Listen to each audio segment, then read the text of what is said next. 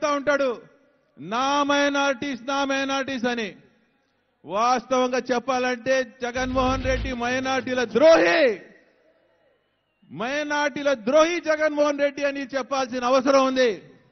జగన్మోహన్ రెడ్డి ఒక మోసం, జగన్మోహన్ రెడ్డి ఒక అబద్ధం. ఏదైతే పథకాలు నారా చంద్రబాబు నాయుడు గారు తెలుగుదేశం పార్టీ ప్రవేశపెట్టిందో, దుల్హన్ పథకం కాపీ చేసి, దొంగతనం చేసి ఆ పథకాన్ని నేను షాదీ ముబారక్ చేస్తానని చెప్పి ₹1,00,000 ఇస్తానని చెప్పి అబద్ధం మాటలు మాట్లాడి ఆ రోజు అధికారం దక్కించుకున్నాడు.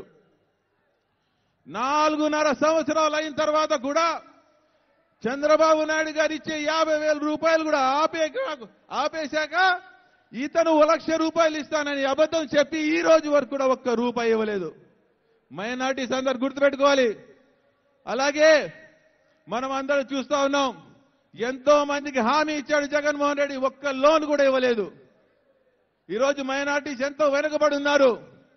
మనం అందరూ కూడా ఏకతాటి మీద రావాల్సిన అవసరం ఉంది.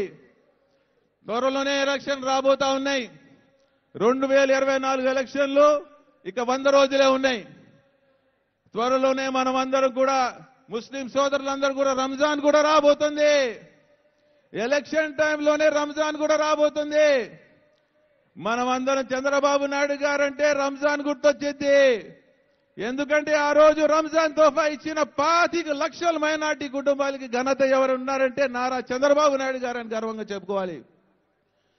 రేపు రంజాన్ వచ్చేటప్పుడు మనమందరం కూడా మళ్ళీ రంజాన్ తోఫా నారా చంద్రబాబు నాయుడు గారి దగ్గర తీసుకోబోతున్నాం.